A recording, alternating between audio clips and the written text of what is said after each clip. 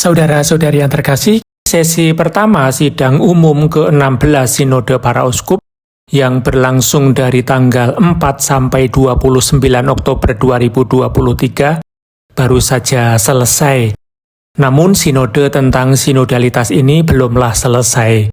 Akan ada sesi kedua sidang umum Sinode Para Uskup yang akan dilaksanakan pada bulan Oktober tahun 2024 seperti yang sudah disampaikan dalam surat untuk umat Allah. Yang sangat menarik adalah sesi pertama sidang ini telah menghasilkan laporan sintesis sinode. Sintesis tersebut diberi judul Gereja Sinodal dalam Misi. Sintesis tersebut terdiri dari 3 bagian.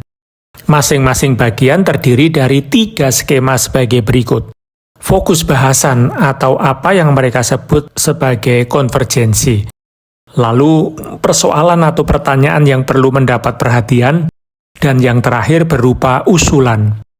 Kalau melihat perjalanan sinode dari awal terbentuknya hingga kini, usulan-usulan inilah yang sangat penting untuk akhirnya menjadi bahan bagi Paus untuk membuat keputusan dalam bentuk dokumen tertentu, misalnya berupa seruan atau anjuran apostolik. Untuk itu, mengingat pentingnya usulan tersebut, secara khusus untuk ditindaklanjuti dalam sesi kedua sidang sinode tahun depan, maka saya bagikan sintesis sinode hanya usulannya saja. Mari kita lihat bagian pertama berjudul Wajah Sinodal Gereja. Pada bagian pertama ini ada beberapa poin, dan pada nomor pertama itu dibahas tentang sinodalitas, pengalaman, dan pemahaman. Dari topik ini menghasilkan 6 usulan. Yang pertama, kekayaan dan kedalaman proses sinode menunjukkan betapa pentingnya memperluas partisipasi dan mengatasi hambatan partisipasi yang muncul sampai saat ini. Usulan ini dalam voting mendapatkan suara 338 setuju dan 6 tidak. Lalu yang kedua, terdapat kebutuhan untuk menemukan cara untuk melibatkan para klerus, diakon, imam, uskup secara lebih aktif dalam proses sinode yang akan diselenggarakan tahun depan. Gereja sinodal tidak dapat berjalan tanpa suara, pengalaman, dan kontribusi mereka. Kita perlu memahami dengan lebih baik alasan mengapa beberapa dari mereka menolak proses sinode ini. Voting yang diambil menghasilkan suara 338 setuju dan 6 tidak setuju. Lalu yang ketiga, budaya sinodal perlu menjadi lebih bersifat antar generasi, dengan memberikan ruang bagi kaum muda untuk berbicara secara bebas bagi diri mereka sendiri, dalam keluarga mereka, dan juga dengan rekan-rekan dan gembala mereka, termasuk melalui saluran digital. Dan ini mendapatkan voting dengan suara 341 setuju dan 3 tidak setuju.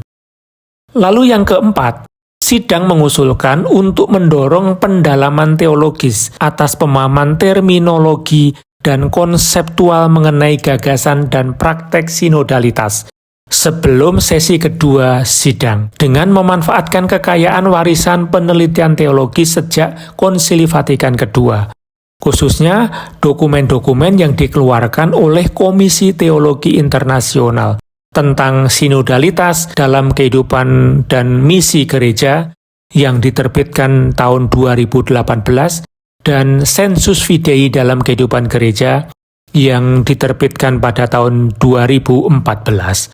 Dan usulan ini mendapatkan 339 setuju dan 5 tidak setuju. Lalu yang kelima, implikasi kanonik dari sinodalitas memerlukan klarifikasi serupa. Untuk itu, kami mengusulkan pembentukan komisi khusus antar benua yang terdiri dari para ahli teologi dan kanonis menjelang sesi kedua sidang sinode.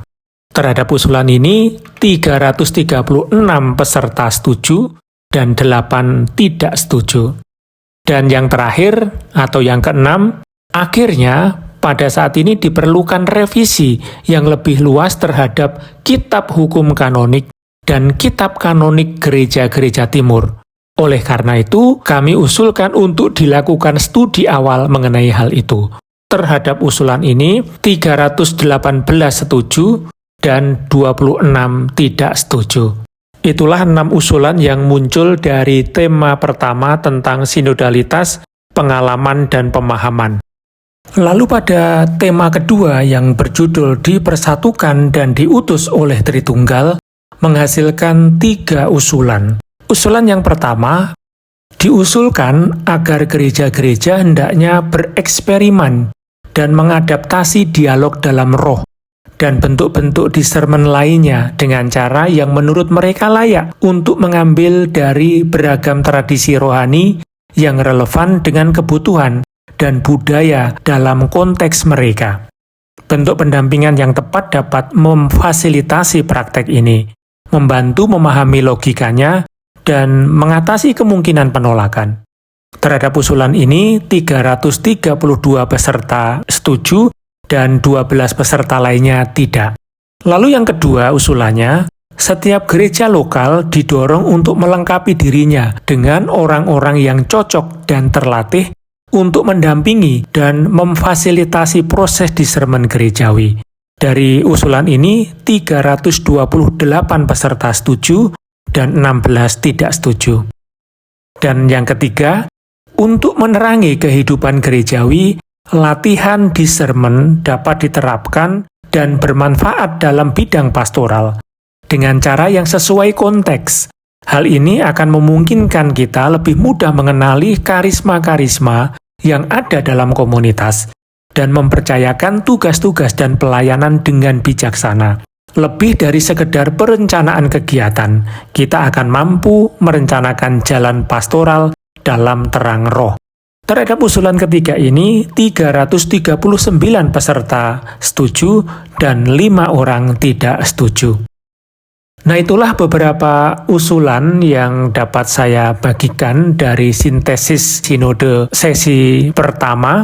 Secara khusus, usulan-usulan yang muncul dari bagian pertama, nomor 1 dan 2. Semoga bermanfaat. Terima kasih.